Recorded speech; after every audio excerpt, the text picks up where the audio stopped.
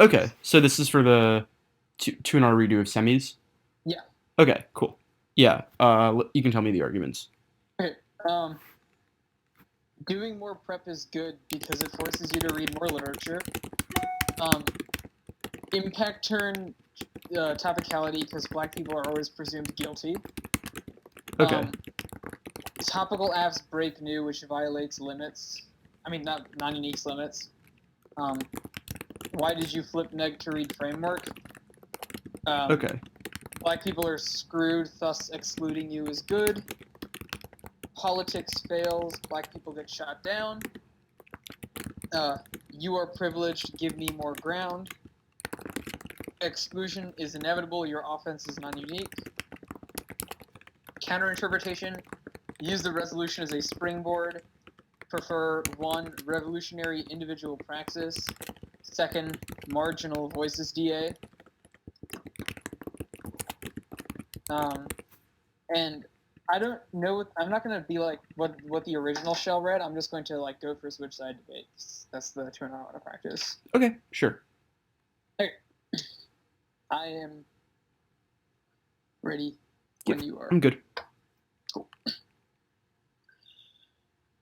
Vote negative to reject a model of debate where the affirmative can say whatever they want and win because they spoke first. Topicality is a key to preserve debate as a process. Disagreement is necessary for debate. Their interpret incentivizes teams to never be forced to question their own beliefs. They get to pick what they say, which ruins debate's most valuable function. Whatever your orientation is towards institutions, it's a useful subject to learn about. Taking on a topic cultivates a risk of being wrong, which improves advocacy skills and allows us to meaningfully engage in the activity. A couple independent impacts. One is the role of the negative. Their interpret results in somewhat interesting when it's used in still debates regardless, because they're never tied to any semblance of a stable advocacy or politics. Contestation is a litmus test for debate material, and only the topic provides inroads to it. Their refusal to debate the topic is refusal to debate. Your decision you should not reward because it's outside the form of the activity. Second is education. The topic is a valuable side of nuanced engagement. Switch side debate trends are education often, since that's what makes debate different from competitive encyclopedia reading. They give up on debate's ability to research community to be able to productively find an advocate for solutions to material oppression. In their world of endless affirmation, the negative never has a shot at answering their soliloquy. It's the most nuanced model. They also conceded a case argument that said that their refusal to ban the abolition of plea bargaining is a racist ideal in and of itself because plea bargaining structures racism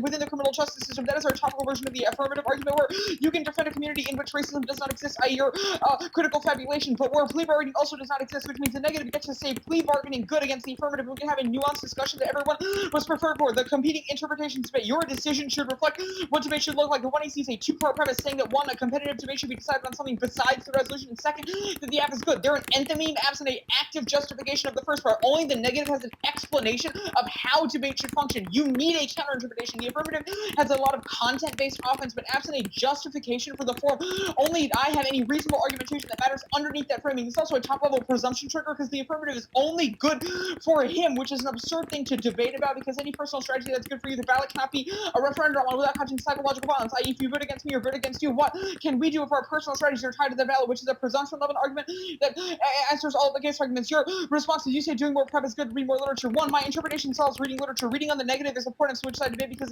it's an even division of ground where the affirmative and negative have a set amount of arguments and you can go into rigorous contestation. The second, this misses the boat misses the boat on switch side debate. It's not just competitive. It's not just competitive encyclopedia reading, as was mentioned above. We don't do debate to read the most literature, but rather it's about contestation. Third, it's that limit straight turns this. We'd only read critical literature on a shallow level because there'd be hundreds of thousands of affirmatives to practice. You say black people are presumed guilty. Reject false equivalencies that are peppered throughout this entire debate. Topicality is a critique of you refusing to engage in the topic and an argument as to why that is a bad method for engaging in debate. That is not the same thing as presuming that you are guilty or criminalizing you. That is not an argument that is explained at all in the 1AR. You say topical affirmatives break new. One, I'm not going for the ground standard, just that you don't get to pick what you say because that ruins how debate works. But second, even if the affirmatives break new sometimes, the resolution divides the ground and the negative has a right to a bunch of responses such as the state's counterpoint, which is always a handy generic against new affirmatives, which is the point of having a predictable stasis point around which both sides can prepare argumentation because it gives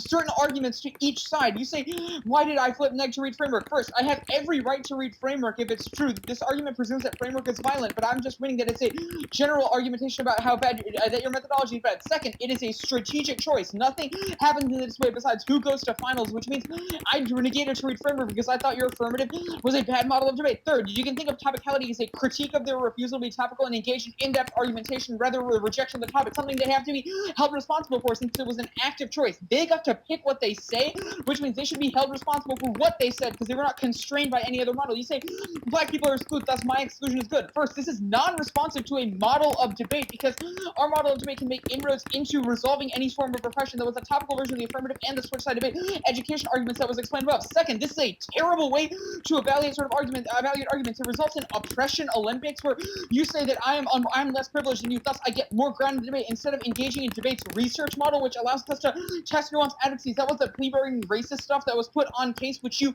straight dropped. It is not a question of what is worse for people in debate. Don't let debate be a referendum on personal identity, but rather contestation of ideas, which is the only argument about how debate should function that is ever made in the round. You say politics fails because black people get shut down. The negative interpretation does not require you to be the United States federal government, but rather is an ethical referendum on whether the abolition of plea bargaining would be good. That in-depth discussion of different instantiations of plea bargaining for different races, i.e. whether it's racist towards black people, whether some immigrants can use it to escape deportation, or whether it causes deportation for some immigrants. These nuances are the stuff that the affirmative misses in its generalizing politics fails argument, which means the negative straight turns this because it allows more in-depth contestation of whether politics is good and bad in different instances. You say, I'm privileged, thus I have to give you ground. This was answered above in the black people are excluded argument. You say exclusion is inevitable, thus my offense is not unique. This argument makes no sense in the one AR. There's no reason any of my offense is not unique. It's a model debate where you have to be prepared to defend the resolution because that's the only way to contest anything. The counter-interpretation about using the resolution as a springboard.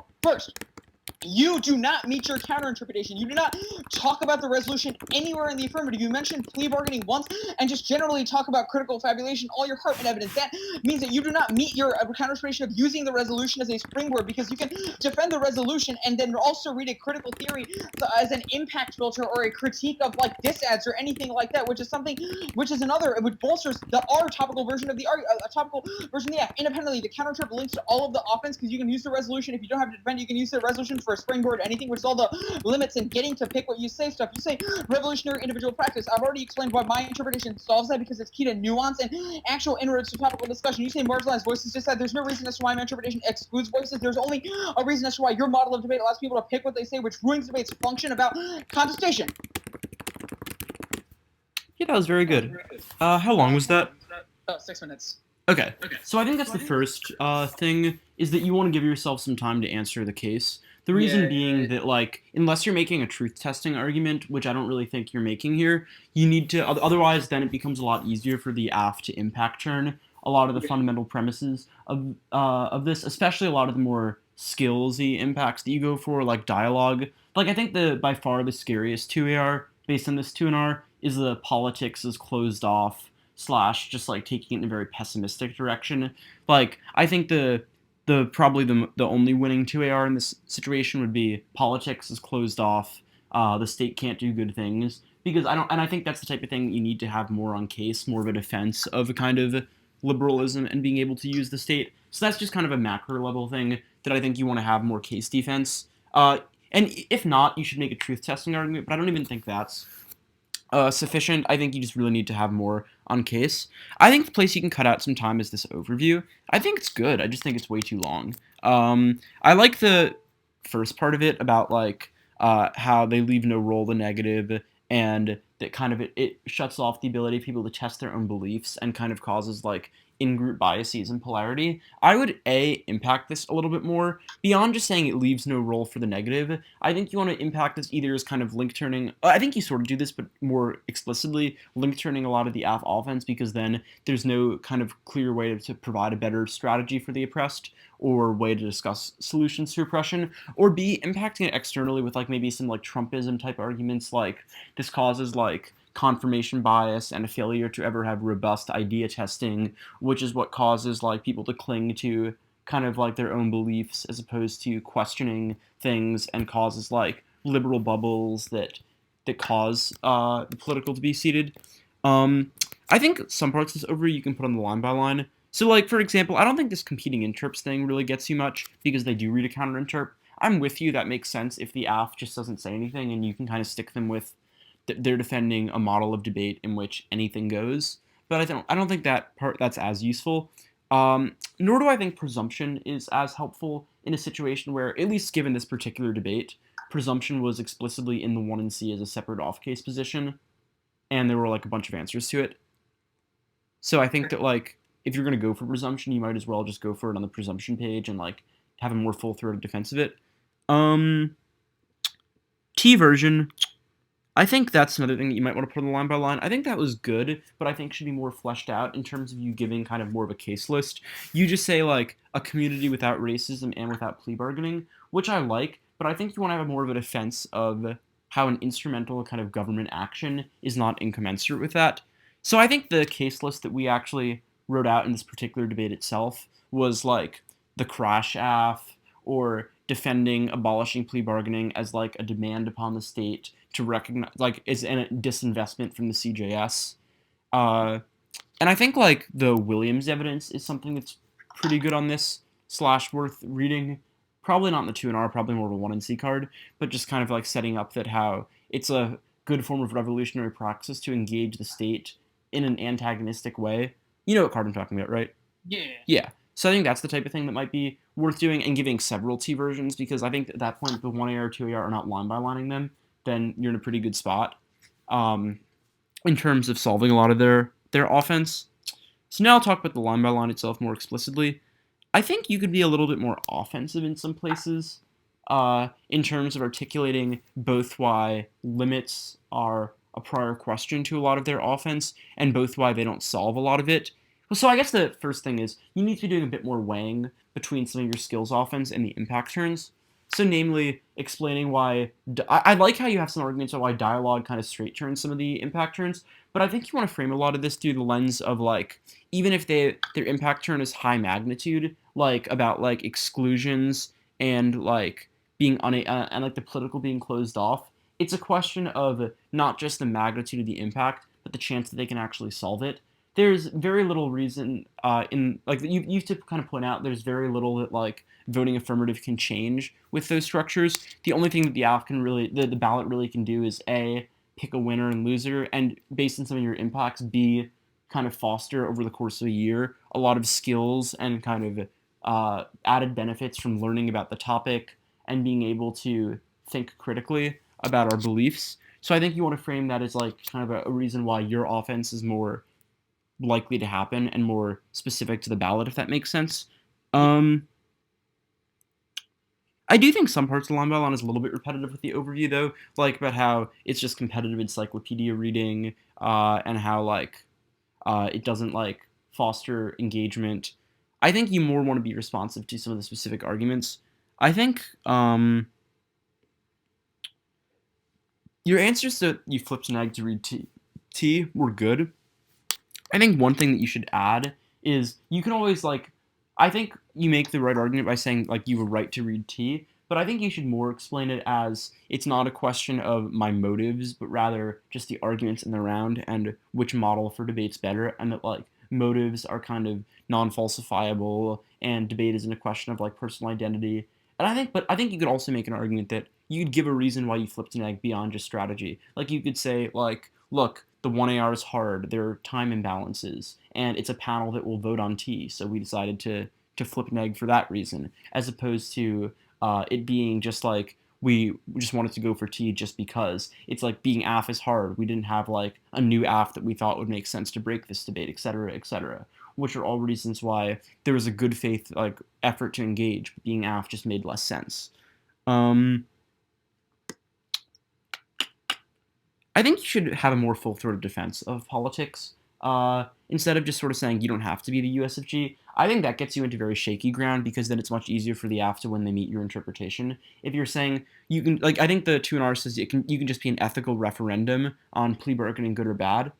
He can just say in the 2AR, yeah, sure, I'm an ethical referendum on it. Plea bargaining is probably bad, but I don't want to engage the political. And then I think you sort of lose. So I think you should be very, very careful about giving, kind of fronting them that they don't have to be the USFG. I think instead the better approach Okay. is, does that make sense, kind of? Yeah, sort of. I think the argument that I was going for was that you can read a plan, but a plan is an ethical referendum. Gotcha. Okay, then I think that just needs to be more clear. Because what I flowed was the neg doesn't require you to be the USFG, but ethical referendum on plea bargaining, good or bad.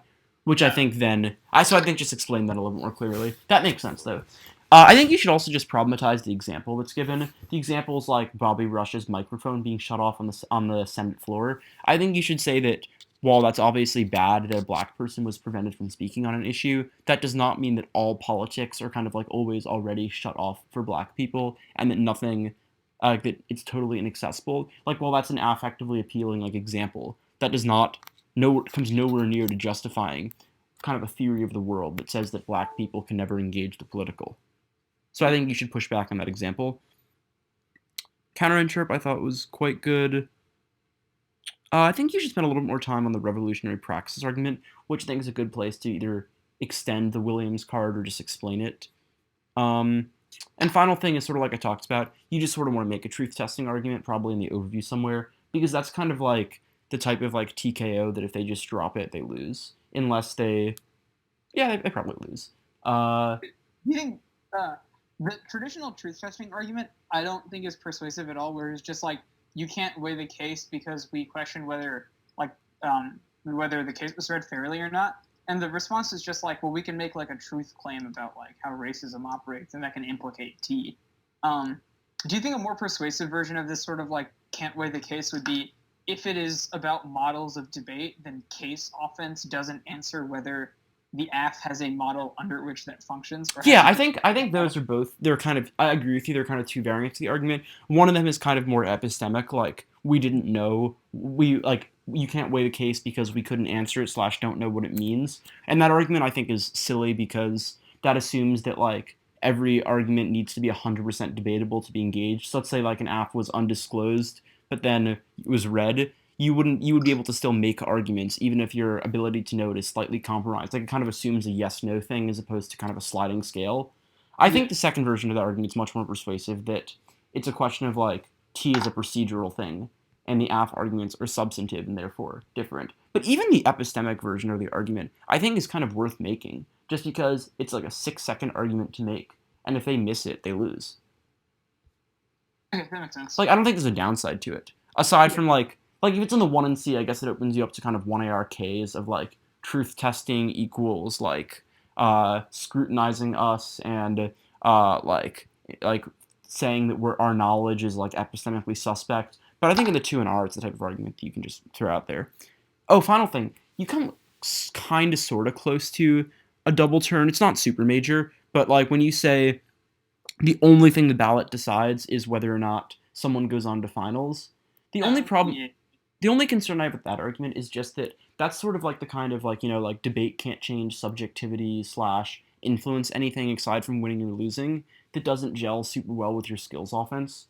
In that, yeah, so I think you can kind of take it in two directions, right? Like, if you're just going for kind of a more like neocon, just like you broke the rules, yeah, then 100% that's got to be a full thrust thing. Like, debate doesn't change subjectivity. Nothing will change when you vote AF aside from sending us to finals. Therefore, only fairness. But if you're gonna go for a more we can learn stuff too, then I think then you want to have more on not so much that, but just like you don't solve your impacts, but we solve ours. Yeah, So makes sense. try to this will probably be challenging since this was a pretty big 1AR to this, but try to give this speech in about 4:30.